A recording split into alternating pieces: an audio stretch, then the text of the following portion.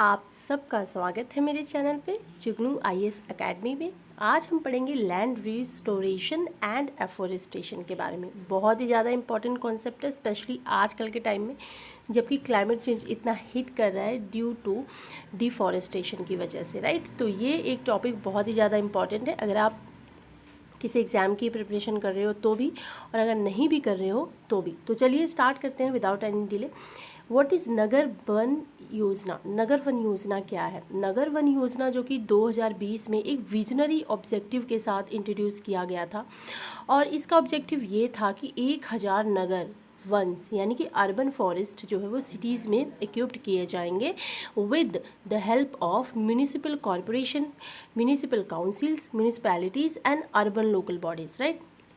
ये एक ambitious initiative था जो कि डिज़ाइन किया गया था ना सिर्फ एक हॉलिस्टिक और हेल्दी लिविंग एनवायरनमेंट के लिए, लेकिन उन लोगों के लिए जो सिटीज़ में रहते हैं लेकिन वो एक ग्रीनरी का लुत्फ़ नहीं उठा पाते हैं, और एक अच्छी जो स्वस्थ हवा है, हेल्दी इन्वायरमेंट है, वो नहीं अफोर्ड कर पाते हैं। तो ये एक ऐसा इनिशिएटिव है जो कि सिटीज़ में जो लोग रहते हैं उनको होलिस्टिक और हेल्दी लिविंग एनवायरनमेंट प्रोवाइड करेगा और कंट्रीब्यूट करेगा कि किस तरह से सिटीज़ को क्लीन और ग्रीन रखा जा सके ताकि जो अर्बन सेंटर्स हैं उन्हें सस्टेनेबल बनाया जा सके।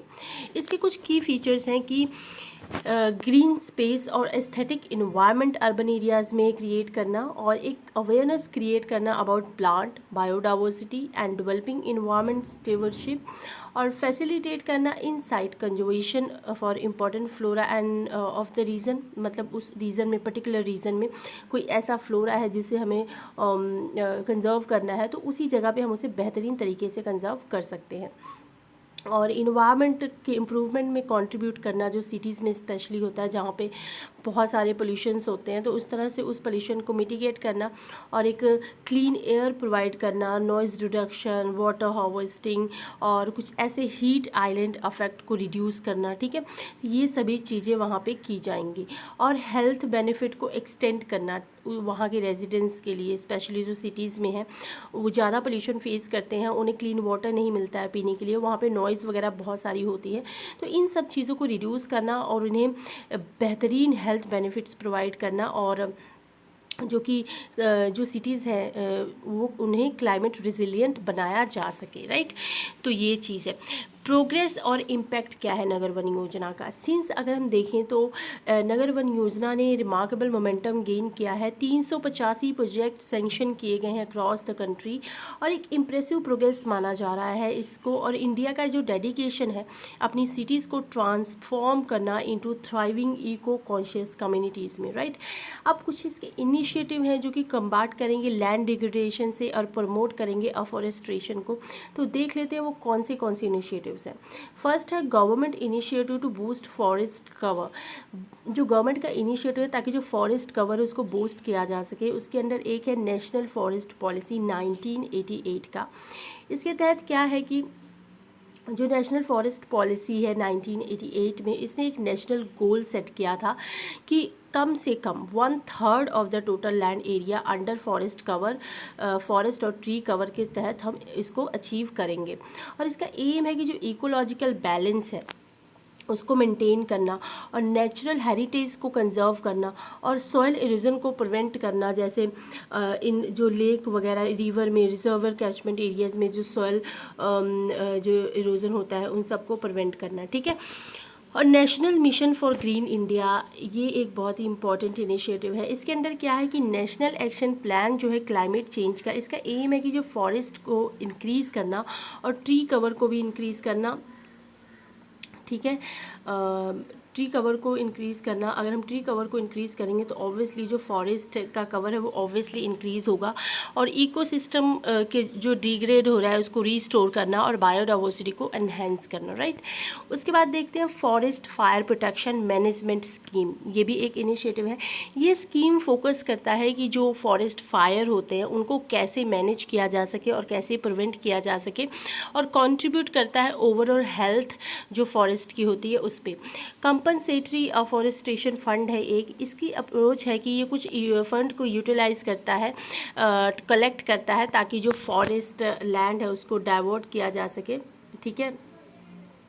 जो नॉन फॉरेस्ट पर्पसेस वाली लैंड है उसको फॉरेस्ट लैंड में डाइवर्ट किया जा सके और उस जगह पर अफॉरेस्टेशन किया जा सके। कुछ प्रोजेक्ट है उसको रिफॉरेस्टेशन हो सके, तो इस तरह से जो फॉरेस्ट कवर है उसको रीस्टोर किया जा सके। इसका मेन जो एम है ये वही है। इन सब चीज़ों के लिए जो भी फंड वगैरह की ज़रूरत पड़ती है तो ये कंपनसेटरी अफॉरेस्टेशन फ़ंड जो है वो कलेक्ट करके इनको प्रोवाइड करता है और यूटिलाइज़ किया जाता है स्टेट यूटीज़ के द्वारा फॉर कंपनसेटरी अफॉरेस्टेशन, ताकि जो ऑफसेट फॉरेस्ट लैंड है उसको डाइवर्स किया जा सके फॉर डेवलपमेंटल प्रोजेक्ट के लिए, राइट। इसको मैं थोड़ा हाईलाइट कर देती हूँ। 90% जो कंपनसेटरी अफॉरेस्टेशन फ़ंड है जो मनी है वो दिया जाता है स्टेट्स को, while 10% to be retained by the centre, right.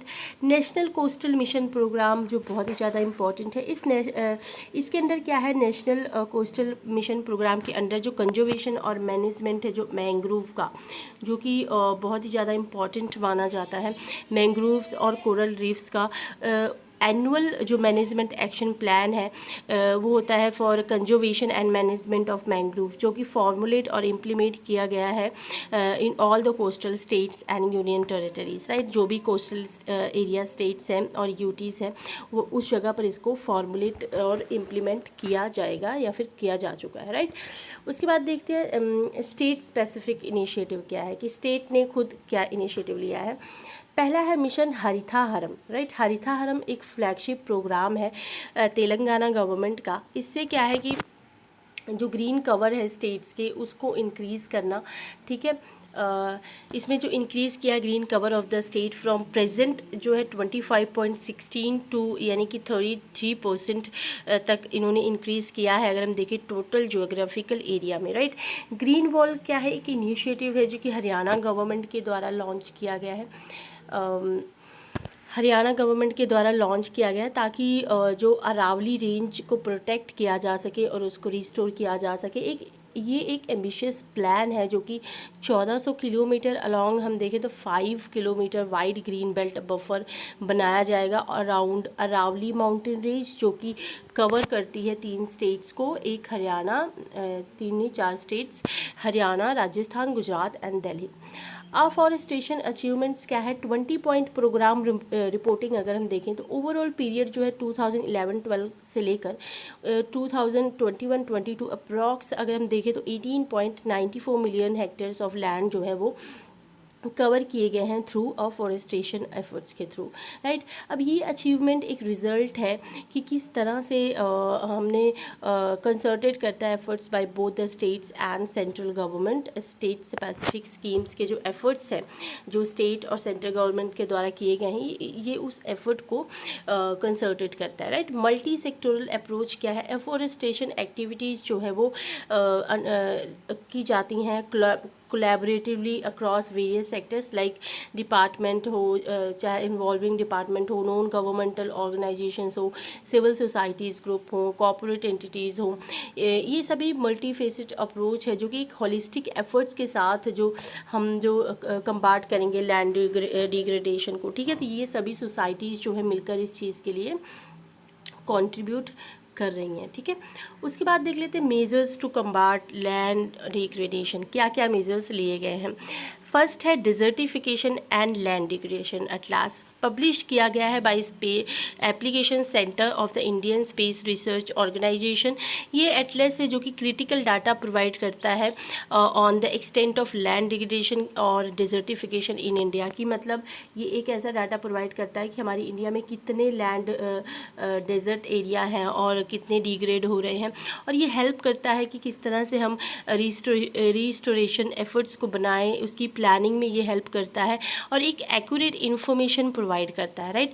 Centre of excellence SICFRE, right, ये इस्टेब्लिश किया गया था centre of excellence at the Indian council for forestry research and education in Dehradun, जो कि प्रमोट करता है साउथ साउथ कॉरपोरेशन, राइट।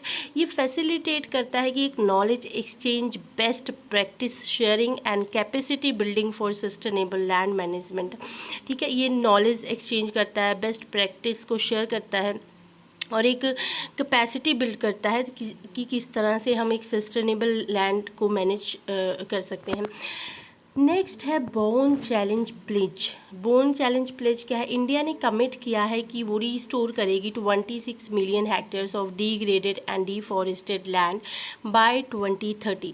ये part है वॉलंटरी बोन चैलेंज का। इसका ये एक ग्लोबल इनिशिएटिव है जो कि फोकस करता है ऑन डिग्रेडेड लैंड, ताकि वो जो इकोसिस्टम है उसको एनहेंस किया जा सके और सर्विस और बायोडाइवर्सिटी जो है उसको भी इंक्रीज़ किया जा सके। नेक्स्ट है UNFCCC एंड UNCCD यानी कि COP14।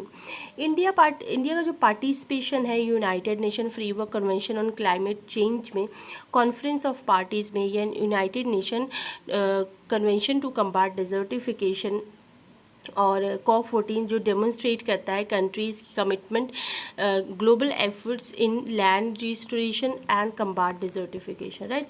अब कुछ चैलेंजेस देख लेते हैं with associated with land degradation and afforestation. Challenges जो कि है, फर्स्ट है सॉइल इरोजन। ये बहुत ही ज़्यादा इंटेंस एक चैलेंज है कि जो रेन होती है, विंड आती है तेज़ से, तो ये जो टॉप सॉइल है उसको रिमूव कर देती है, जिससे सॉइल की फर्टिलिटी जो है वो रिड्यूस हो जाती है। और इस तरह से improper agriculture practices and deforestation जो कि कंट्रीब्यूट करता है इरोजन में। और नेक्स्ट क्लाइमेट चेंज जो कि डिस्टर्ब करता है सॉइल के हेल्थ को through shifting participation pattern and rising temperature etcetera. Alter करता है वेदर कंडीशन जिसकी वजह से भी सॉइल इरोजन होता है। इंटेंस रेनफॉल हुई उसकी वजह से भी सॉइल इरोजन होता है। और इस तरह से जो रन ऑफ और डिग्रेडेशन होता है, ये सभी चीज़ें जो मेन रीज़न है, मेन कॉज है सॉइल इरोजन का, which is a biggest challenge for this, right. Next है desertification. Arid and semi arid experiences जो हैं सॉइल डिग्रेडेशन के, वो वेजिटेशन कवर को लॉस करते हैं। ओवर ग्रेजिंग जो कि बहुत ही ज़्यादा एक इंटेंस प्रॉब्लम है। और अनसस्टेनेबल जो लैंड यूज़ एग्जर्बेट होता है, डिजर्टिफिकेशन को बढ़ावा देता है। इंडस्ट्रियलाइजेशन, अर्बनाइजेशन भी डिजर्टिफिकेशन को बढ़ावा देता है। अर्बन एक्सपेंशन, इंडस्ट्रियल एक्टिविटीज़ जो कि सॉइल सीलिंग को बढ़ावा देती हैं और वाटर इनफिल्ट्रेशन और न्यूट्रिएंट साइक्लिंग को जो है वो इम्पीड करती हैं। पोल्यूशन जो इंडस्ट्रीज से आते हैं वो कंटेमिनेट करते हैं सॉइल और वाटर रिसोर्सेज को। नेक्स्ट है land pollution and contamination, which is a very intense problem, right. Improper disposal of waste hazardous material जो कि सॉइल कंटेमिनेशन को इंक्रीज़ करता है और रिड्यूस करता है सॉइल की प्रोडक्टिविटी को। Landfills and improper waste management जो कि लैंड डिग्रेडेशन में अहम भूमिका निभाते हैं। और नेक्स्ट हम देख लेते हैं challenges associated with afforestation, species selection, choosing suitable tree species. Like कौन से चैलेंजेस है अगर हम अफॉरेस्टेशन करते हैं। सबसे पहले कि हमें किस तरह की स्पीशीज़ के जो ट्रीज़ हैं वो लगानी चाहिए, वो चूज़ करना बहुत ही ज़्यादा इम्पॉर्टेंट होता है। जो लोकल इकोसिस्टम है उसमें वो थ्राइव कर सके, सर्वाइव कर सके। इसी और इनवेजिव स्पीशीज़ जो कि नेटिव वेजिटेशन पर वो ज़्यादा हमला ना कर सकें। नेक्स्ट है सर्वाइवल एंड ग्रोथ। इंश्योर करता है कि जो न्यूली प्लांटेड ट्रीज़ हैं वो सर्वाइव कर सके हार्श कंडीशंस में और वो सक्सेसफुली ग्रो हो सके। Water availability, soil quality, climate influence, ये सब चीज़ें ट्री एस्टैब्लिशमेंट के लिए बहुत ही ज़्यादा ज़रूरी होती हैं। Competing land uses, conflict arise होता है जब अफॉरेस्टेशन compete करती है with agriculture, urbanisation and other land uses, जो कि बैलेंस करता है कंजर्वेशन गोल को with economic activities in challenging, right. Ecosystem imbalance, rapid afforestation without considering native species, ये इकोसिस्टम इससे हो सकता है कि डिस्टर्ब हो जाए और एक नेचुरल बैलेंस ख़राब हो सकता है। Planting monoculture can lead biodiversity loss, तो ये एक बहुत ही ज़्यादा इंपॉर्टेंट चीज़ है। तो नेक्स्ट देखते हैं community participation which is very important. Engaging local communities in afforestation efforts it's crucial for long term success. If you want long term success then you have to engage local communities in afforestation efforts, right. Inadequate community involvement may be lead to resistance and unsustainable practices। अगर आप किसी ऐसे person को उसमें add करते हो जो कि उस कम्युनिटी से बिलोंग नहीं करता है, उस पर्टिकुलर एरिया से बिलोंग नहीं करता है, तो हो सकता है ये एक रेजिस्टेंस और अनसस्टेनेबल प्रैक्टिस हो सकती है, ठीक है। नेक्स्ट हम देखते हैं way forward. Integrated landscape management, हमें इस पर फोकस करना चाहिए कि हमने एक हॉलिस्टिक लैंड यूज़ प्लान को डेवलप करना है, अफॉरेस्टेशन करनी है विद अदर एक्टिविटीज़, इम्प्लीमेंट करना है सस्टेनेबल लैंड मैनेजमेंट प्रैक्टिसेस ताकि इरोजन और डेजर्टिफिकेशन को प्रिवेंट किया जा सके, science based species selection and agro forestry which is very important, conduct करना है रिसर्च ताकि हम एक सूटेबल ट्री और स्पीशीज़, जो ट्री की स्पीशीज़ है उसे सेलेक्ट कर सकें फॉर द लोकल इकोसिस्टम ताकि वो ईज़िली मतलब ईज़िली ग्रो कर सके। प्रमोट करेंगे agro forestry model for enhance biodiversity and productivity, right. Bio engineering solution, जो हार्नेस बायो इंजीनियरिंग टेक्निक्स है like soil bio remediation and bio fencing, इसको हमने रिस्टोर करना है, land health and soil erosion को प्रिवेंट करना है, मतलब ख़त्म करना है, right. Traditional ecological wisdom, collaborate करना है विद इंडिजिनियस कम्युनिटीज़, जो वहाँ की लोकल कम्युनिटीज़ है उनके साथ हमने मिलकर चलना है, रिवाइव करना है उनकी ट्रेडिशनल एग्रो फॉरेस्ट्री प्रैक्टिसेस, उनकी जो ओल्ड प्रैक्टिसेस है उनको भी हमने तवज्जो देनी है, उनको भी हमने साथ लेकर चलना है और इंटीग्रेट करना है जो लोकल नॉलेज है उनकी मॉडर्न रिस्टोरेशन स्ट्रैटेजीज में। समटाइम क्या होता है कि जो ओल्ड नॉलेजेस होती हैं, जो ओल्ड रेमेडीज़ होती हैं वो ज़्यादा वर्क करती हैं, तो हमने उनको इग्नोर नहीं करना है, हमने उनको अपने साथ में लेके चलना है, राइट। हो सकता है वो ज़्यादा बेनिफिशियल साबित हो। तो नेक्स्ट हमने देखना है इको एंटरप्रेन्योरशिप, इनकरेज करना है कम्युनिटी लेड फॉरेस्टेशन एंटरप्राइजेस को ताकि हमने एक सस्टेनेबल लाइवलीहुड क्रिएट कर सके और नॉर्चर कर सकें, हमने नॉर्चर कर सके सेंस ऑफ ऑनरशिप को, right. Sustainable financing mechanisms, mobilise करना है फंड्स को from the budgets and international sources and public private partnerships, ensure करना है कि ट्रांसपेरेंट एलोकेशन हो for forestation project, monitor research and innovation, develop करना है रिबस्ट मॉनिटरिंग सिस्टम ताकि प्रोग्रेस और इम्पैक्ट असेसमेंट को तवज्जो दिया जा सके, इन्वेस्ट करना है रिसर्च एंड इनोवेशन ताकि जो क्लाइमेट रिजिलियंट एफॉरेस्टेशन टेक्निक है उसको हमने अपनाना है और एक बहुत ही बेहतरीन तरीके से एफॉरेस्टेशन करना है। तो आई होप आपको ये वीडियो समझ आई होगी। अगर आपको कोई भी दिक्कत परेशानी है तो आप कमेंट बॉक्स में बता सकते हैं। हमने अगर आप जिस मर्जी टॉपिक पे आप वीडियो चाहते हैं आप कमेंट बॉक्स में बता सकते हैं, मैं उस टॉपिक पे वीडियो लेकर आऊँगी। और ज़्यादा से ज़्यादा इस वीडियो को शेयर करें और लाइक करें और सब्सक्राइब करके जाएँ और बस, और मुझे कुछ नहीं कहना। सो मिलते हैं नेक्स्ट वीडियो में। Till then take care, bye bye, thanks so much, thanks for watching, right.